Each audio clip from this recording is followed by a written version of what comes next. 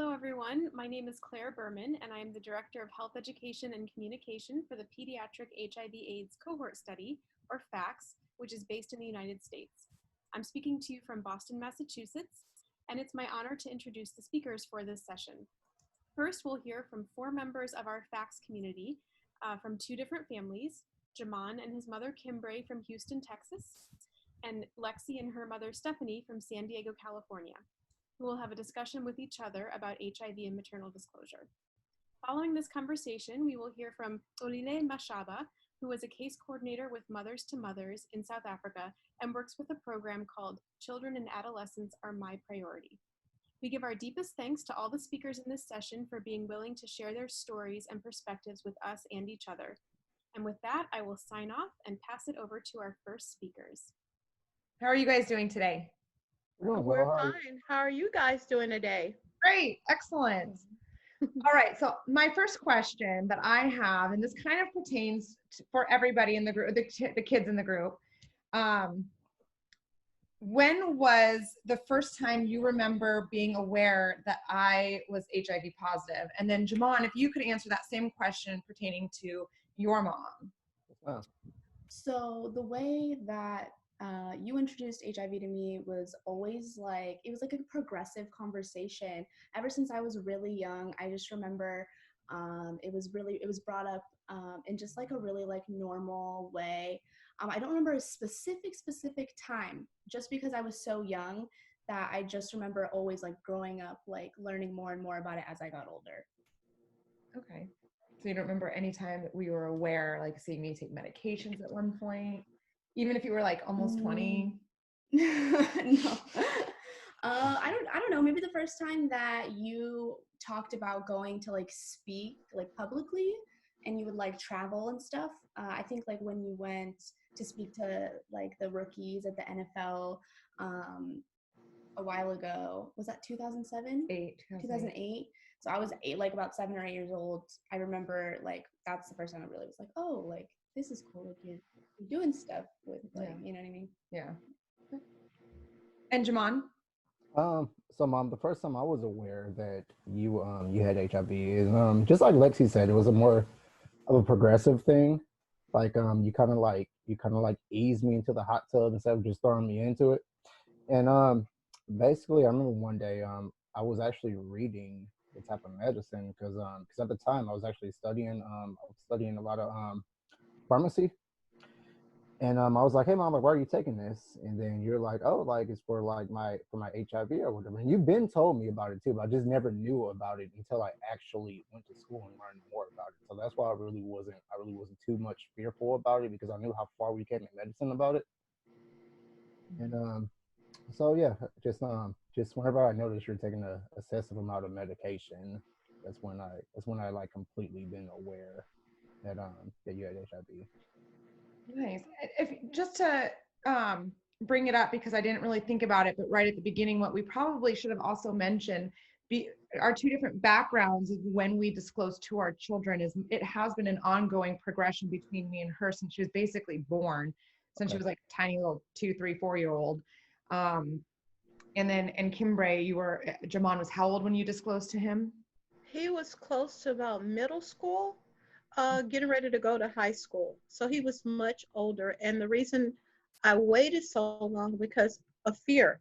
I was afraid of telling him because I didn't want him to deal with the stigma that I was going through and the stigma I witnessed in the community. So it was more of a protection thing and a fear thing. And now I'm glad I told him because it's like a living conversation. I'm constantly telling him about it and we're constantly talking about it and we're both constantly learning about it. Yeah. Excellent. All right. Yeah. And then I wanted to bring up this question for mostly just the moms, my mom and Kimbre. And I just wanted to know how did you guys feel about like disclosing to others when you like disclosed to me and Jamon? So like, did you explain it to me to try to keep it private? So I don't think I ever specifically said, oh, keep it private, don't tell other people. But at the same time, I think I just said, hey, you don't know how other people will react. So it's up to you whether you wanted to say something to them or not. I was more private with it for the first few years after diagnosis. And then I started becoming public about it anyway. So it was never like oh, you have to keep it quiet. I just didn't want people to treat you differently or not believe that you didn't have it. But I don't think I've ever once said, don't tell anybody. So it was never a privacy issue. One of the things that I did, I went into mama bear mode because when I disclosed to him, again, it was more, I wanted to protect him from the hurt and stigma I witnessed other families went through, and I didn't want him to go through that pain. And that's why I always kept myself educated so I can always tell him so he could be educated. And dealing with others, I made sure when I first initially disclosed to him, he knew what people in the family who knew my diagnosis, that if he felt like if I got sick and he felt that he couldn't talk to me, it was okay. I gave him outlets to talk to other people who he trusts and whom I trust. So he could always say, well, Mom, I felt like I didn't want to worry you, but I talked to my aunt. So yes, I made sure he had that outlet besides me so he could have that support system. Good. Okay, and I would like to ask both of you, when dealing with Stephanie's and I diagnosis, and I'll start with you, Miss Alexi, what was the scariest moment you've ever witnessed, or what was a moment that you ever worried about us in our HIV status? Well, I do worry a lot more, especially as I get older, because I've started to like learn so much about it and really understand it.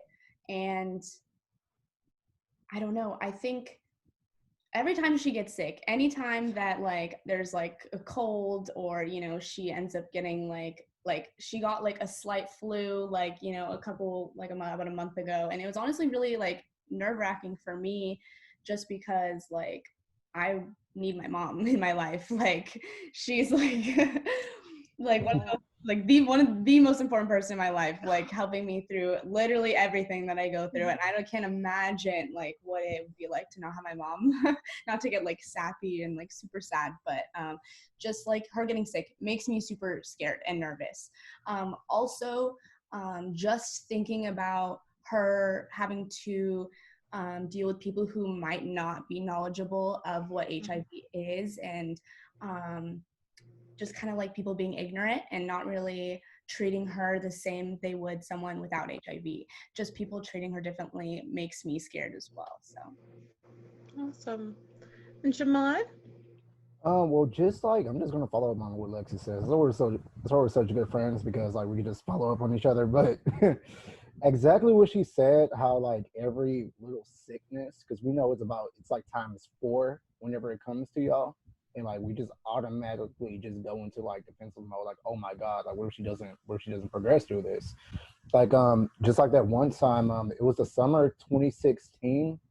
It was when you had another tumor. You actually went to the hospital for about a week, and I was actually at my uncle's house, and I was just so worried. I was like, because like your HIV definitely isn't going to help with that situation, and then also with everything going on with the virus and everything too, like I'm even more like kind of protective over her too. Like I'm like, okay, like I have to watch what I do, like always hand sanitize when I first come in, because I'll be fine, but I know I can spread it to my mother, and there's a high chance she won't be fine. And just like Lexi said, I couldn't imagine what living without my mother would be like, because she's really a rock in my life. She's really a rock in my life. yeah, I agree with all that you just said. Well, what about us? We have worries, don't we, Kim? Well, my worries actually have progressed and changed in different ways. When I first found out about my HIV, I was worried about, was I going to die? And I actually had already had a plan and implemented my will on who he was going to go to. And now I'm more worried about some of the after effects from the medication now, the premature aging, the supposedly heart disease, and other things that can make my livelihood a little bit worse than without the virus. So that's one of the things I'm worried about now is breaking a hip, you know, all kinds of little things that I wouldn't experience unless I was in my 80s, but I'm experiencing now. So that's one of my worries. And as for him, he showed me he's such a strong person and he's doing so well in life. And I know it's because he see me working hard and I know he's working hard. So it's like a tag team thing. And I know we support each other. So yeah. Yeah. Yeah. I guess the only thing that I really worry now about is that I'm worrying that she's worrying. You know? You know, my scariest moments are those of rejection, you know, people not knowing about it, knowing that even though there's the whole U equals U and people don't still understand that, or they might not want to believe it. And so that kind of is, you know, that rejection. The ignorance and the stigma. Yeah. Something You know, we've been fighting from years. To everyone who's dealt with this disease, affected and infected, the ignorance and the stigma. So, yeah. Exactly. Education opening the doors to a Stigma lot of down. things. You have another question? Yeah, we can move on. So another question I'd like to ask would be, do you remember times when you felt differently about HIV than you do now? So I think, you know, like actually Kimberly had mentioned moments ago how, you know, things have changed. I have too. You know, I was scared of it at first, and then you kind of just embrace it because it's now part of our lives. And you kind of just have to go with it and educate yourselves. When I was first diagnosed, for the first few years, I was a lot more quiet about it, more because the people in my life didn't want me to say anything. And then once those people were out of my life, I very much was like, why am I keeping this to myself? I want people to know. I want to break down the stigma. And so I started speaking and telling, like, you know, just disclosing to people. And it was always, you know, pretty well. And then, you know, you just kind of go in this like one direction of, okay, well, everything's the same. And then all of a sudden, if something changes, it's like, well, gosh, I really have this moment of hating my HIV, or, you know, having to deal with it every day. So I do feel differently about it. You know, I've had all these different like times where I've hated it, loved it. Okay, not loved it. No one loves it. Let's be real. But the experiences, I've loved a lot of the experiences that have come along with having it. I can't imagine where my life would be without having it, because I might not have had you. So yes, and it's probably going to consistently change, you know, throughout my lifetime on how I feel about it. and for me, it's been a roller coaster. Because when I first was diagnosed, I was 3.5 months pregnant. And I went into mama bear fight or flight mode. It was, okay, what can I do to do everything I can do to make sure my baby is fine? And after I had him, that's when I had my drop down Chernobyl moment. It was like, I literally was crying, hair falling out, didn't know what I could do. And if it wasn't for my grandmother, she was a hospice nurse back in the 70s and the 60s. So she was one of the first persons who I discussed with. So she was like, no, we're going to make sure you're okay. So I had support that a lot of people probably would have never even had. So that pushed me. And then I became an activist because one day I went through a situation. I was working, and Jamon, it was paycheck to paycheck, and I needed diapers. And I went to several agencies. No one would help me because I had never been in jail, never been on drugs, never been homeless. So back then I didn't hit any of the criteria to get help from any of the agents. And I got mad.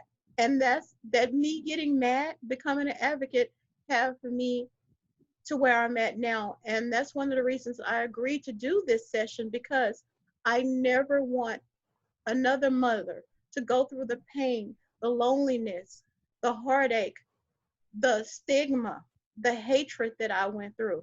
I want them to always know you are not alone. And this fight will get better. It's going to be hard.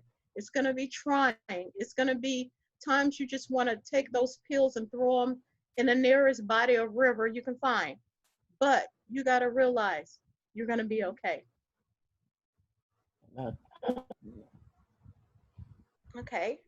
I would like to ask Jamon and Lexi. I guess we'll start with you, Jamon. How did you feel the first time you heard me speaking as an advocate to other people? Wow. The first time I heard you speaking as a advocate to people was I thought you were superwoman, basically, because I knew how shy you were at first, but then you really came out of your shell.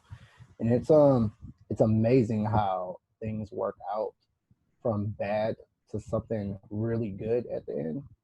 Because just like you said, I don't want anyone to go through the same pain that you endured. And you just made me so proud because you use your voice to help people. You actually choose to use that pain to help other people relieve their pain. Yeah, how did you feel about when I That was awesome. I was so young, like I kind of mentioned before, like the first time was when you traveled to the rookie symposium, was talking to a bunch of NFL players, and I remember like you were like, it was something with HIV and you were speaking publicly, and I was pretty young, but I just remember thinking like, well, that's cool. My mom's like a celebrity. She's gonna be talking to a bunch of like cool people, and like she's, you know, she's so brave. Like I had stage fright as a kid, so I was like, I don't know how she gets up on stage. Like, yeah, like, you know what I mean? And I honestly learned so much like from your public speaking, because like, you know, then I went on to become like a pretty okay public speaker too, like, and like having that like to like be brave like you know what I mean, like you can help give me confidence, but like seeing you do that was just like it was so cool. It was like, oh my god, my mom is awesome. Oh my god. And like now, like knowing like how much she advocates and how much you do for the community and how much you put into it, it's like, it's just like, it's awesome, and like it makes me want to do more and like advocate as well.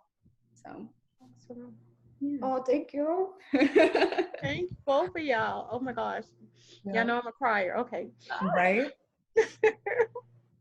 Oh, do you have tissues?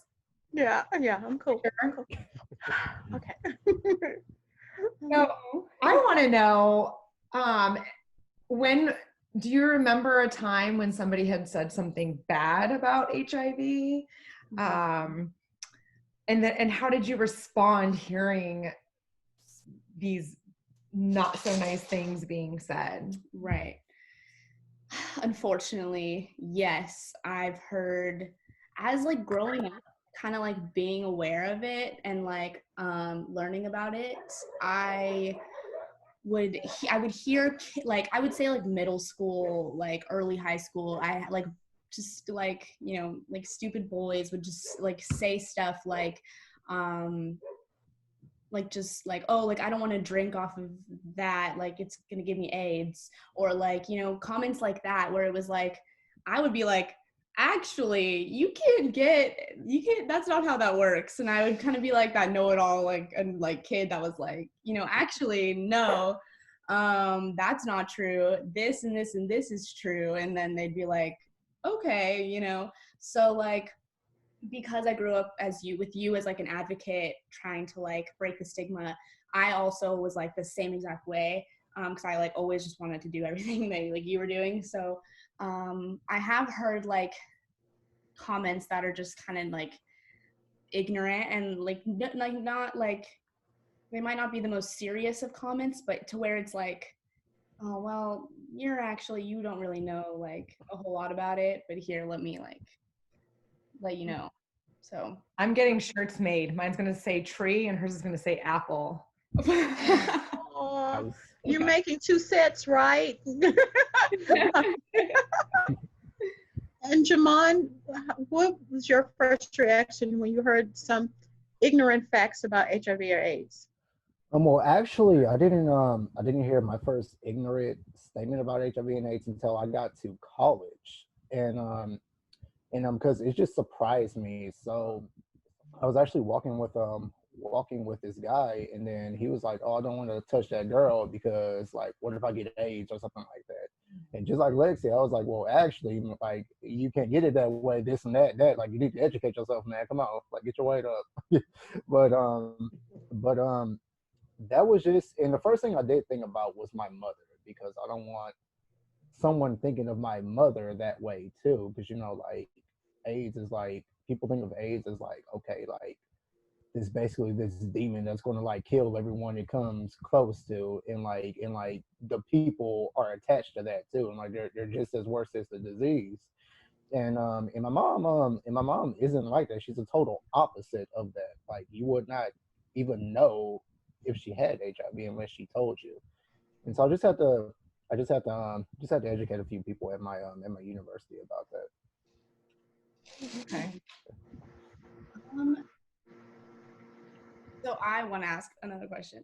I would like to know, looking back, especially like when we're talking about like disclosure and like when like Kimbray, when you disclosed to Jamon, or like when you disclosed to me, is there anything that you would change, like the way that you did it, or like how you planned it out, or when you did it, or anything that you would change about like when you disclosed? Honestly, no, I wouldn't change anything. From the young woman you've become, especially listening to you now, No. I don't know if I could be any prouder. And if I changed any of that, what if you weren't? Like, I couldn't, I wouldn't be able to, I can't change it. I mean, I wouldn't want to change it. Okay. Yeah. Cool. I'm happy that I started that conversation off young with you. Me too. And as for me, it's funny because Jamon and I was one of the families that was used for the newly published disclosure comic book. We were actually the family who tried it out before it became published, and I did everything in the book.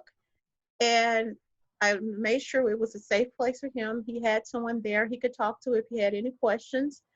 And it was everything that was promoted in the book and that we helped promote in the comic book. So it was actually a good catalyst for what we needed to do. And the only thing I would change, I would tell him earlier, because I realized not telling him sooner didn't give me the power I needed, because him knowing actually gave me power for people who are trying to hurt me by trying to get to him, by threatening me to get to him and using my diagnosis to hurt him. So I feel like giving him that power earlier would have gave me a little bit more power to deal with other people who were trying to use my diagnosis to basically traumatize him and I relationship. So that's the only thing I would change. Okay. That makes sense. Okay, and I actually have a question for our beautiful mothers. What's something that inspires you about Lexi and I? Well, the funny thing is I can answer this about both of you too. Go for it. Go for it. Go for it.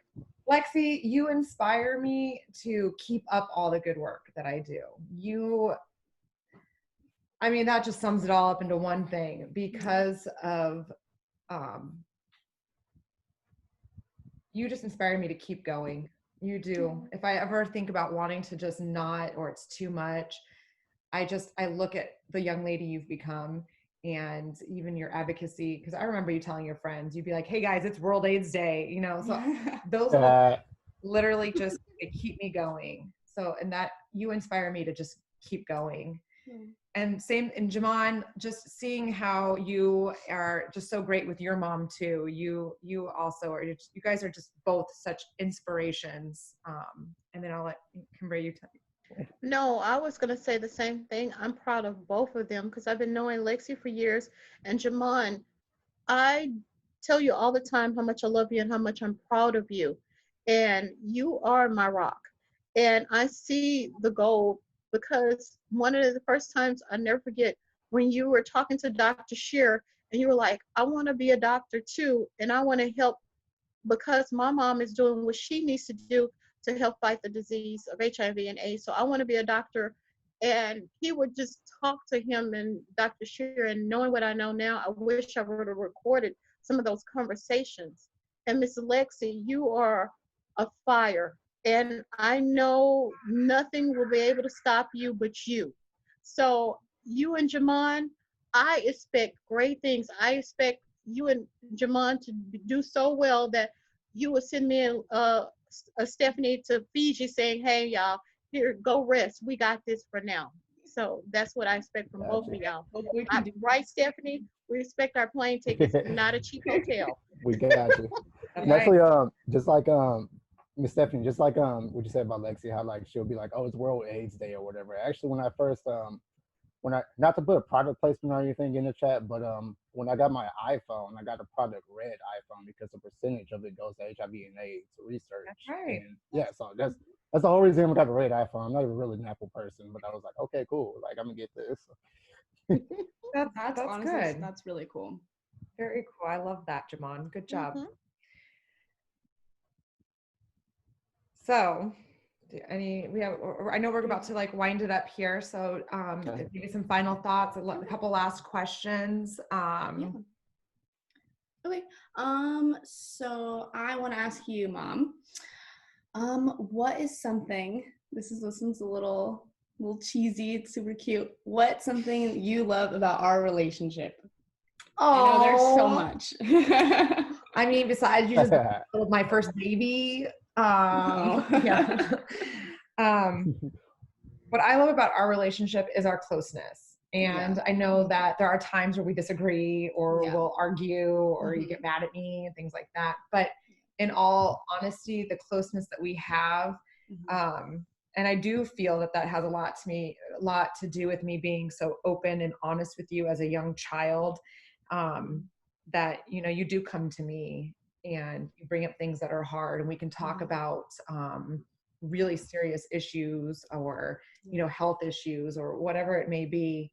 I didn't have that with my mom. And so that is what I love most about our relationship, is our closeness and our communication. Yeah, me too. And Jamon, same thing. Because I'm a single mom and you're my only child, you are kind of like my best friend. And I know I'm your foundation and I will always be here to catch you. And yes, we might argue and fight, but life has been good as long as we've had each other. And I know it'll be greater as long as we keep each other in each other's life. And I want you to always know that I'm always here and I will always be your biggest supporter, be your biggest fighter, and also let you know when you're not doing right either.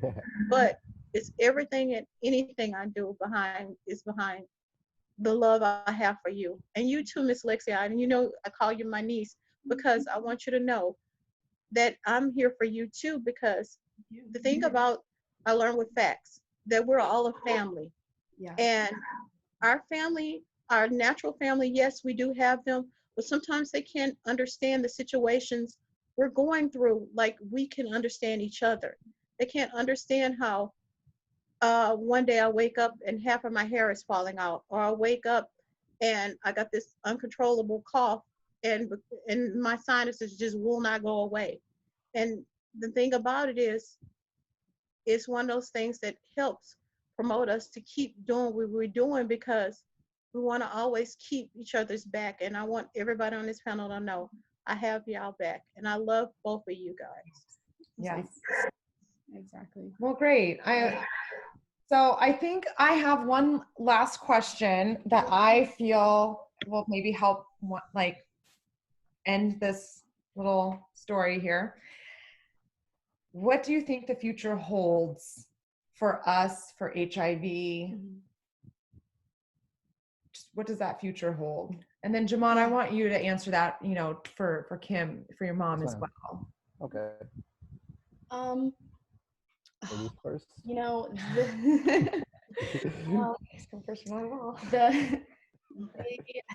there's so much I want the future to hold. I think the future I think it'll be full of growth and success, I think, for us, because I think as I get older, like there's just like, I think like we've always been so close, like throughout like my entire life. Like my mom's always the person that I go to, but I feel like even as I get older, like our relationship's just growing like stronger and stronger. Like I know you get all like, oh, I say this, but like she's like my best friend. She's like really like one of my best friend, you know what I mean? I know that I can really tell you and go to you for anything, and like you're always someone that I can just 100% be myself and be open with, and I'm super grateful for that.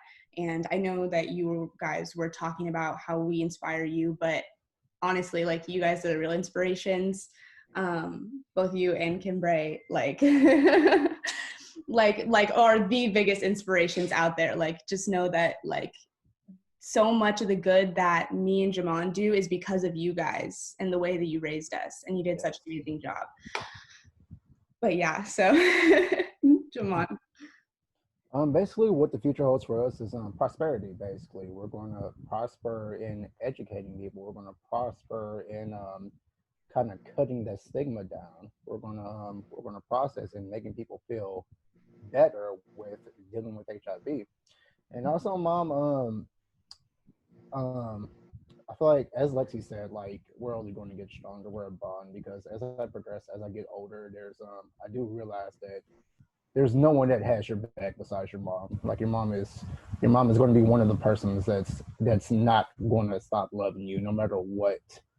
And like she's always going to have your back. And I even come to my mom too for anything, like girls, school, bills, anything. And I love my mom to death too, and she definitely is my rock. And even when I'm studying, I think to myself like okay, like I have to study harder because I owe my mom so much. Like I have to take care of her too, because there's times where she didn't have anyone but herself and God. You know, it's like I have to pay her back for it. And I pray that God keeps you and Stephanie healthy too as well, because we just owe you so much just for giving us life, honestly. Oh yeah. Oh yeah. Well, I just want to say that I love all of you guys. You guys, I mean, everyone, you guys, Everyone, yeah. We are just like a family. And, you know, we must give thanks to the PHACS community Yes. for giving us this opportunity to talk amongst ourselves about, you know, disclosure and when we did. And all I can honestly say is we disclosed at different times. And Kimbray, we did an excellent job with our kids.